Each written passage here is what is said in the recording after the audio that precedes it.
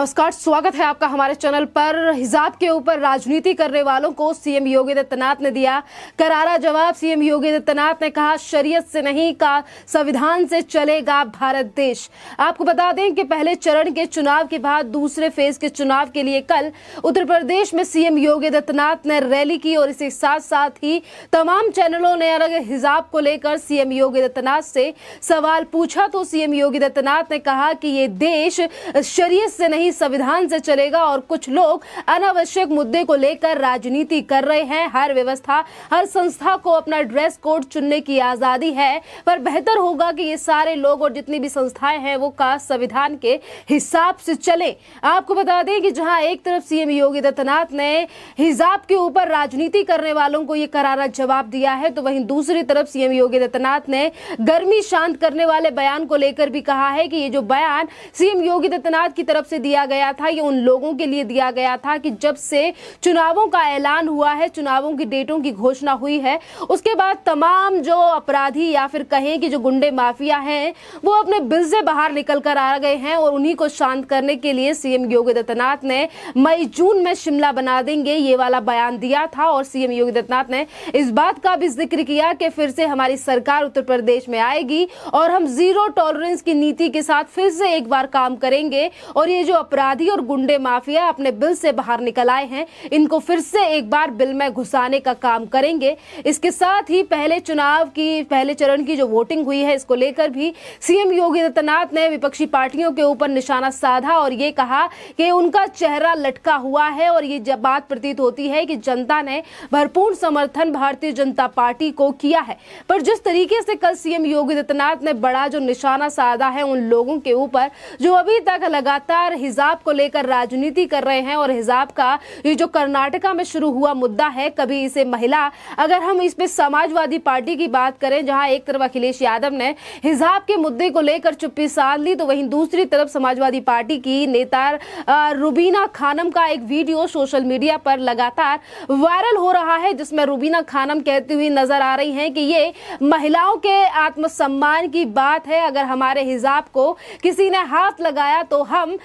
उनका हाथ काट देंगे जो हमारे हिजाब को हाथ लगाएंगे। इसके साथ ही जो समाजवादी पार्टी की ये जो नेता हैं यानी कि रुबीना खानम, ये यहीं पर नहीं रुकी, इन्होंने इसके साथ ये भी कहा कि ये जो कलयुग के रावण हैं ये हमारा चीरहरण करेंगे, हमारा हिजाब उतारेंगे और साथ में ये भी कहा कि ये महिलाओं के आत्मसम्मान की बात है, महिलाओं को कमजोर समझने की बात ना करें, सरकार किसी की भी हो पर हम हिजाब से अपने हाथ लगाने नहीं देंगे। ये जो हाथ काटने की धमकी आज समाजवादी पार्टी की नेत्री की तरफ से दी गई है, अब इसको लेकर तमाम बवाल सोशल मीडिया पर उठा हुआ है और यही बड़ा कारण हो सकता है। जिस तरीके से जहां एक तरफ प्रियंका वाड्रा की तरफ से कहा गया कि बिकनी स्कूल में ये महिला का अधिकार है, लड़की का अधिकार है कि चाहे वो जींस पैंट शर्ट सूट या बिकनी पहनकर स्कूल जा सकती है, जिस तरीके से विपक्षी पार्टियों की तरफ से लगातार एक ऐसे मुद्दे को लेकर राजनीति हो रही है कि जिस मुद्दे में सिर्फ कॉलेज की तरफ से कहा गया है कि स्कूल में वर्दी पहन के आना आवश्यक है और इस तरीके से बुरखे को लेकर नहीं आ सकते, और इसी को लेकर किस तरीके से विपक्षी पार्टियां आज 5 राज्यों में अगर हमारे देश में 5 राज्यों में चुनाव चल रहे हैं और इसी के चलते किस तरीके से विपक्षी पार्टियां बुरखे को लेकर राजनीति कर रही हैं। और यही बड़ा कारण है कि कल सीएम योगी आदित्यनाथ ने डो टूक यानी कि साफ कड़ा जवाब दे दिया इन तमाम विपक्षी पार्टियों को और कह दिया कि अनावश्यक मुद्दा है जिस पर ये राजनीति कर रहे हैं लोग, और जो स्कूलों का मुद्दा है यानी कि वर्दी सब जो संस्थान है, सब जो अलग अलग जाति धर्म के लोग हमारे देश में रहते हैं वो सब अपना ड्रेस कोड, सब अपनी तरीके से ड्रेस पहन सकते हैं, पर बात जब स्कूल की आती है तो वो स्कूल की वर्दी पर डिपेंड करता है। और इसी तरीके की बातें तमाम भारतीय जनता पार्टी के नेताओं की तरफ से की जा रही हैं। स्पोक्स पर्सन जो खुद एक मुस्लिम कम्युनिटी की तरफ से आते हैं उनका भी यही कहना है कि स्कूल एक ऐसा संस्थान है जहां पर सभी लोग पढ़ने के लिए, विद्या प्राप्त करने के लिए जाते हैं। इस जगह की चीजों, इस तरीके की चीजों को लेकर राजनीति नहीं होनी चाहिए, पर इसके बावजूद भी असदुद्दीन ओवैसी हो जो उत्तर प्रदेश में 100 सीटों पर चुनाव लड़ रहे हैं, या फिर इसके बाद समाजवादी पार्टी के नेत्री या फिर तमाम और नेता जो अभी तक तालिबान को सपोर्ट करते हुए नजर आए, क्योंकि ये पहली बार नहीं है कि आज समाजवादी पार्टी के नेताओं की तरफ से बुरखे को लेकर बयान दिया जा रहा है। इससे पहले भी जब तालिबान का विवाद निकलकर सामने आया कि किस तरीके से तालिबान के जो आतंकवादी हैं उन्होंने काबुल यानी कि अफगानिस्तान के ऊपर कब्जा कर लिया और उस वक्त पे किस तरीके से चीजें हमें देखने के लिए मिली कि किस तरीके से लोगों को प्रताड़नाएं दी जा रही थी। पर उस समय पे भी समाजवादी पार्टी के कुछ नेता निकलकर सामने आए और उन्होंने तालिबान के जिस तरीके से तालिबान ने कब्जा किया अफगानिस्तान के ऊपर, इस बात पर भी कांग्रेचुलेशन का शुभकामनाएं तालिबान को दी और कहा कि तालिबान शांति स्थापित करेगा अफगानिस्तान में। और इसी तरीके से अब ये जो विपक्षी पार्टियों के नेता हैं वो किस तरीके से शरीयत लागू कराना चाहते हैं भारत देश में, इसको लेकर आज तमाम सवाल भारतीय जनता पार्टी और तमाम उन सोशल मीडिया पर एक्टिविस्ट जो है या फिर जो लगातार इस तरीके के मुद्दों को लेकर अपनी राय आगे रखते हैं उनकी तरफ से अब सवाल उठाए जा रहे हैं। आपको बता दें कि जहां सीएम योगी आदित्यनाथ पहले ही कह चुके हैं, पहले चरण की वोटिंग उत्तर प्रदेश में हो चुकी है 58 सीटें और 11 जिलों में, जिसको लेकर सीएम योगी आदित्यनाथ से लेकर देश के प्रधानमंत्री पहले ही स्पष्ट कह चुके हैं कि जो विपक्ष है उसका चेहरा लटका हुआ है। वहीं दूसरी तरफ विपक्ष कर्नाटका के मुद्दे को लेकर अभी तक केंद्र सरकार को घेरने का प्रयास कर रहा है। बार बार पर यह कहा जा रहा है कि संविधान में लिखा हुआ है, संविधान के चीजों का पालन नहीं किया जा रहा है, केंद्र सरकार या फिर जो सरकार है वो जबरदस्ती महिलाओं के हक को छीन रही है। पर यहाँ पर आपको बता दें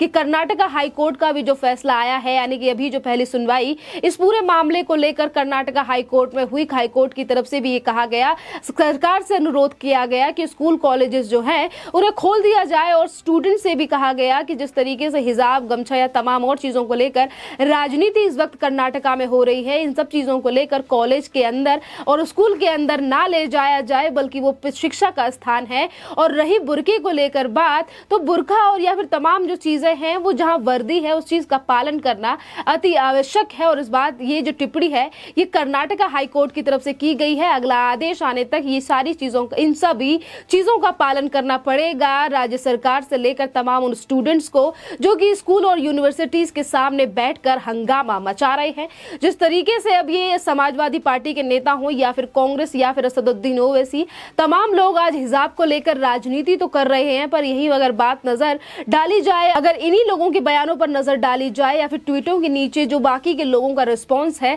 उस पर नजर डाली जाए, तो आपको बता दें कि ये जो भी वीडियो वायरल हो रहा है समाजवादी पार्टी की नेत्री रुबीना खानम का, इसके नीचे तमाम लोगों ने अपनी राय को प्रकट किया है। लोगों ने कहा है कि शायद जिस तरीके से धमकी दे रही है रुबीना खानम और समाजवादी पार्टी की नेत्री, इस वीडियो को उत्तर प्रदेश की पुलिस ने नहीं देखा है और इसीलिए इस तरीके से धमकी समाजवादी पार्टी की तरफ से दी जा रही है। तो वहीं कुछ लोगों का कहना है कि ये पहली बार नहीं है कि समाजवादी पार्टी का कोई नेता इस तरीके से धमकी दे रहा हो। आखिरकार तालिबान को सपोर्ट करने वाली पार्टी और उनके लोग इससे ज्यादा बड़ी बातें कर ही क्या सकते हैं। तो वहीं दूसरी तरफ कुछ लोगों का कहना है कि जिस मुद्दे पर बात करना ज्यादा आवश्यक नहीं है, जो मुद्दा सिर्फ स्कूल और पढ़ाई का है, उस पर किस तरीके से राजनीति की जा रही है। क्योंकि आपको बता दें कि रुबीना खानम का जो वीडियो वायरल हुआ है वो ये कहती हुई नजर आ रही है कि हमारा मौलिक अधिकार है, महिलाओं का आत्मसम्मान की बात है। पर अगर हम कर्नाटका के इशू के ऊपर बात डालें और जिस तरीके से नजर डालें उस मुद्दे के ऊपर, तो ये बुर्का बैन करने के ऊपर कोई राजनीति नहीं है, बुर्के से संबंधित ज्यादा बड़ी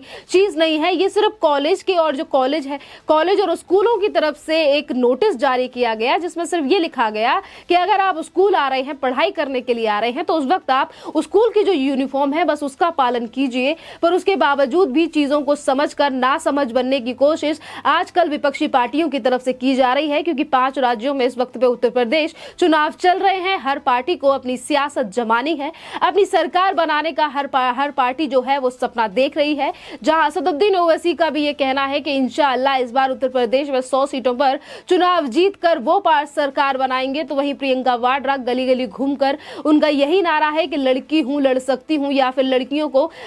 मजबूत बनाने की और लड़कियों को अपने पैरों पर खड़ा करने की तमाम जो स्कीमें हैं आज वो कांग्रेस की पार्टी की तरफ से उत्तराखंड से लेकर गोवा और मणिपुर और पंजाब तमाम जगहों पर दिखाई जा रही है। और वहीं पर अगर महिलाओं को आगे बढ़ाने की बात आती है तो यही विपक्षी पार्टियां बार बार पर हिजाब का समर्थन करती हुई नजर आ रही हैं। तालिबानी जो चीजें हैं उनको बार बार पर सामने लाकर रख रही हैं कि ये जो बुर्का है या बुर्का या फिर हिजाब को लेकर राजनीति कर रही हैं। सीएम योगी आदित्यनाथ से लेकर काफी आधा लोग प्रभावित हैं। जो बयान कल रात सीएम योगी आदित्यनाथ की तरफ से तमाम इंटरव्यूज में टीवी चैनल्स पर दिया गया है कि जो भारत देश है वो संविधान के हिसाब से चलेगा, शरीयत के हिसाब से नहीं चलेगा। अब देखना अहम ये रहेगा कि दूसरे चरण की जो वोटिंग होने वाली है उसमें किस तरीके का रिस्पॉन्स और मतदान इस बार जनता बढ़ चढ़ कर करती है, और उसके बाद जो विपक्ष है उसका क्या बयान आता है। क्या फिर से ये जो जिस तरीके से जब भी किसी भी राज्य में चुनाव होते हैं कोई ना कोई मुद्दा ऐसे ही निकल कर सामने आता है, चाहे फिर वो एनआरसी जिसका ड्राफ्ट भी अभी तक